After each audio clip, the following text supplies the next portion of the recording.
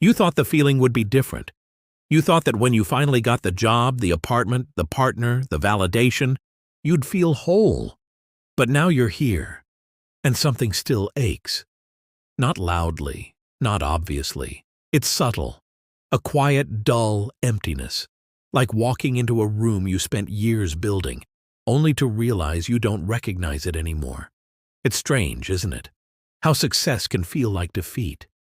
How everything you once dreamed of can leave you feeling more alone than when you started. You ask yourself, was I wrong about what I wanted? Or worse, is there something wrong with me? But maybe this emptiness, this silence after the applause, isn't a sign of failure. Maybe it's something else entirely. Robin Williams was once described as a man whose laughter filled rooms, but whose silence could fill an ocean. To the world, he had it all: an Oscar-winning actor, a household name, a man who could make millions laugh with just a glance, a voice, a gesture. He reached the summit, the kind of success people pray for, strive toward, trade their peace to touch. But those close to him spoke of an invisible weight he carried, a restlessness, a persistent fog. Despite the accolades and admiration, Williams wrestled with depression for most of his life. In 2014, the world stood still when news broke of his death by suicide. It didn't make sense, at least not on the surface. How could someone so loved, so accomplished, feel so empty? And yet, how many of us, on a smaller scale, have felt the same? We've smiled at parties while sinking inside. We've hit personal milestones and felt nothing. We've stood in rooms filled with people and felt utterly alone. William's story, tragic as it is, isn't rare. It's just visible. In the shadows of achievement, beneath the applause and external approval, lies a quiet truth. Success does not inoculate us from suffering. If anything, it sometimes exposes a deeper ache, one we've been too busy chasing goals to confront. Because maybe the climb distracted us from the question we were too afraid to ask: what if getting everything I wanted wasn't the answer? There's a belief most of us carry, often without realizing it. It's the idea that fulfillment is a destination, that if we check enough boxes, career, relationship, financial security, we will arrive at this mythical state of enough. No more anxiety, no more longing, just peace. This idea is sometimes called the arrival fallacy, a term coined by psychologist Tal Ben-Shahar. It describes the false belief that happiness is waiting for us on the other side of achievement. But here's the twist. The moment we arrive, the high fades. The goalpost moves. The peace we imagined is nowhere to be found. Why? Because the pursuit itself was filling the void. When you're striving for something, you have a purpose. You have a reason to wake up, to try, to push through pain. And in that striving, your discomfort has a direction. It's easy to confuse momentum with meaning. But when you finally stop running, when you stand still, you have to confront the silence you've been drowning out with motion. You have to face yourself. Psychologists like Viktor Frankl, Carl Jung, and modern thinkers like Gabor Mate have all pointed to a core idea: that emptiness is rarely about lack. It's often about disconnection. Disconnection from our values, from our inner world, from others, from the present. Frankl, a Holocaust survivor and psychiatrist, wrote that meaning is the central motivation in life. Not pleasure, not power. Meaning. And meaning, unlike happiness, is not always comfortable. It demands sacrifice, stillness, suffering, honesty. Carl Jung went even further, arguing that many modern people suffer not from clinical neuroses, but from meaninglessness, a spiritual hunger that our material lives are ill-equipped to satisfy. And yet society continues to feed us the same script: achieve more, earn more, buy more. But consumption is not connection, success is not soul, more is not deeper. So we keep consuming, we keep performing, we keep stacking trophies on a shelf we don't even look at anymore. And somewhere along the way, our lives become full of things, but starved of essence. If psychology speaks to the mechanics of our inner world, philosophy and spirituality speak to its essence. Many ancient traditions, from Buddhism to Stoicism to Christian mysticism, warn of this exact form of suffering, a hunger not of the body or mind, but of the spirit. The Buddha taught that attachment to desire leads to suffering, that we cling to things, status, approval, comfort, believing they'll soothe our unease. But the clinging itself creates pain. Similarly, Stoic philosophers like Seneca and Epictetus cautioned against placing fulfillment in externals. They believed tranquility could only come from within, through alignment with nature, with reason, with virtue. In Christianity, St. Augustine wrote, "Our hearts are restless until they rest in Thee," a poetic way of saying that no worldly thing will ever fully satisfy a soul meant for something beyond the world. Different language, same insight. The things we chase are often distractions from the thing we truly long for: connection, meaning, peace, God, wholeness. Call it what you will.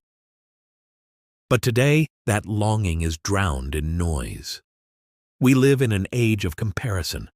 Social media turns every moment into a performance, every quiet doubt into a question of, why am I not like them? Every pause into a crisis of identity. We curate ourselves into characters we barely recognize. We perform confidence instead of feeling it. We showcase love instead of building it. We pursue image instead of essence. And the irony is, everyone's doing it, which means we're all comparing our backstage to everyone else's highlight reel. The result? A collective loneliness, a shared hunger dressed up as success. We've created a culture where emptiness looks successful, and success feels empty, maybe because the emptiness is telling the truth. It's not a glitch. It's a signal. It's pointing to the parts of ourselves we've neglected, the questions we've avoided, the values we've outsourced, the wounds we've buried beneath achievement. And if we're willing to listen, not to numb it, not to silence it, but to truly sit with it, then maybe the emptiness isn't the enemy. Maybe it's the invitation. What if emptiness isn't something wrong with you? What if it's not a failure to be filled, but a space that's finally clear enough to be seen? We often think of emptiness as a hole, a missing piece. But some spiritual and philosophical traditions view emptiness not as void, but as potential.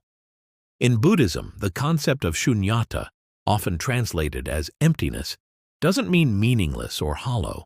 It means unbound, free from fixed identity, free from illusion. It's not the absence of self, but the space in which self can arise and evolve. The empty space is where creation begins. Think of music. It's not just sound that matters, but the silence between notes. Think of art. It's the blank canvas that allows color to matter. Think of life. Maybe it's the pauses that give shape to our becoming. We're taught to measure fulfillment by outcomes. Goals reached, titles earned, milestones crossed. But what if fulfillment isn't a static state you arrive at? What if it's a rhythm, a practice, a daily posture of being with yourself, rather than achieving for yourself? Philosopher Alan Watts often warned against what he called the backwards law, that the more we chase something like happiness or success, the more it eludes us. The very act of chasing creates the gap. Watts suggested that maybe we're asking the wrong questions altogether. Instead of asking, "How do I feel full?" all the time, maybe we ask, "What am I avoiding in the silence? What parts of me have I abandoned while trying to become enough? What does my emptiness want to teach me, not about the world, but about myself?" These are not easy questions, but they're real ones, and they're sacred. Here's the reframe. Instead of living to get, what if we lived to be present, to be curious, to be compassionate, first with ourselves, then with others? The emptiness you feel may not be a problem to fix, but a space to inhabit. A threshold. The still point before a new kind of life begins. Not one built on resume lines and social applause, but one rooted in authenticity. When we stop asking, "What can I achieve to feel worthy?" and start asking, "What is already true about me?" before the achievements, something shifts. Maybe the journey isn't about reaching the next summit. Maybe it's about learning to sit at the base of the mountain with yourself, without shame, to breathe, to listen, to see, to finally be with the you that success could never reach, but emptiness always could. Let's start simple, with silence. Not the kind you fill with podcasts or meditations that double as productivity tools, but real, undistracted silence. Sit with your emptiness, literally. Set a timer for 10 minutes a day. No phone, no journaling. Just sit, eyes open or closed. Not to fix it, not to analyze it, but to say, with your presence alone, "I'm not running anymore." At first, the silence will feel unbearable. That's okay. You're meeting parts of yourself you've kept buried under noise. Be kind. This isn't about becoming a monk. It's about learning to live unmasked, at least for 10 minutes a day. Take inventory of everything in your life that you're doing out of obligation, not alignment. The job you hate but feel trapped in. The relationship that feels performative. The goals that don't feel like yours anymore. Write them down, one by one. Then, beside each, ask, "Who told me I had to do this? Is this actually mine to carry?" This isn't an exercise in recklessness. It's a step toward reclaiming authorship over your life story. The more you say yes to things that aren't yours, the more you feel like a stranger in your own life. No wonder it feels empty. Forget purpose with a capital P. Forget legacy. Focus on micro-meaning. One act a day that connects you to something real. Write a letter you never send. Call someone just to listen.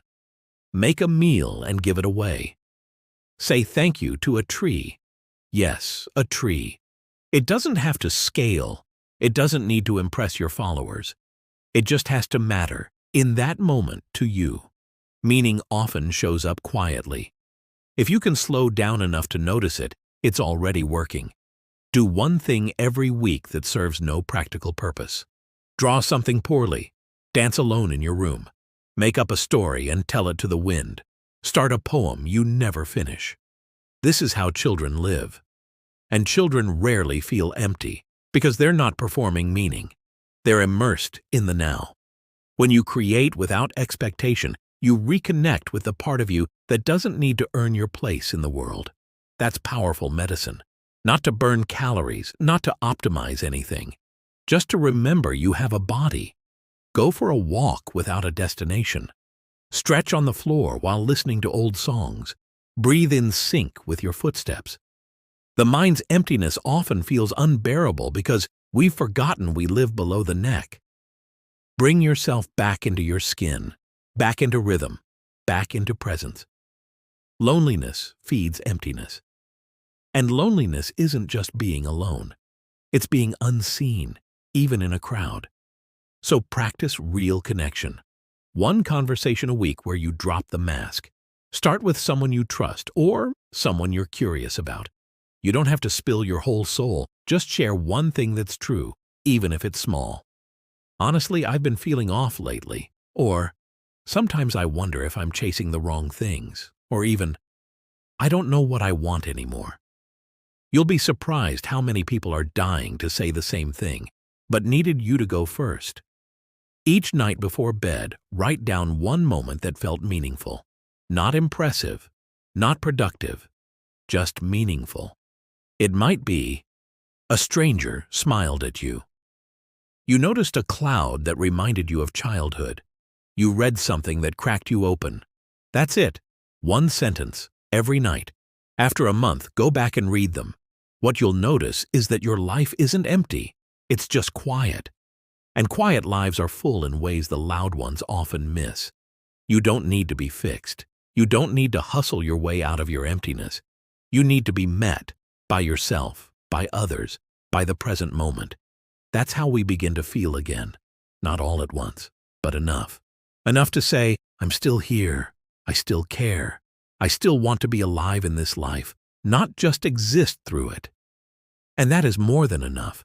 So maybe you've had moments, small, sharp moments, where everything looked perfect on the outside. The job, the house, the partner, the milestones. And yet, deep inside, there was a whisper, or maybe a roar. Why do I still feel empty? You're not broken for feeling that. You're not ungrateful. You're not failing at life. You're human. And being human means living with paradox. It means carrying a heart that wants more. Connection, truth, aliveness, even when the world says you should be satisfied. What you're feeling, that emptiness, it's not a glitch. It's a signal, a quiet knock on the door of your attention, asking you to stop, to feel, to listen. And maybe that listening starts small. Maybe it's waking up and noticing how your chest tightens when you scroll through your morning feed. Maybe it's realizing that your goals were never yours to begin with. Maybe it's just pausing long enough to ask, what actually matters to me? There's no instant answer. And maybe that's okay, because sometimes what we need most isn't a solution. It's space. Space to not know. Space to be with the question. Space to feel empty without shame. You see, emptiness isn't always the absence of meaning. Sometimes it's the space before meaning returns, a clearing, a pause, a deep exhale, like winter before spring, like silence before the first note, like the blank canvas that comes just before your real story begins. And maybe, just maybe, emptiness isn't asking you to do more. Maybe it's asking you to come home to your breath, to your body, to the quiet pulse of being alive, to the parts of you that don't need to achieve worth because they already are. You don't have to fill the emptiness with more noise. You just have to stop abandoning yourself again and again until presence feels like home. So if you feel empty after getting everything you wanted, maybe it's because the version of everything you chased wasn't built for your soul.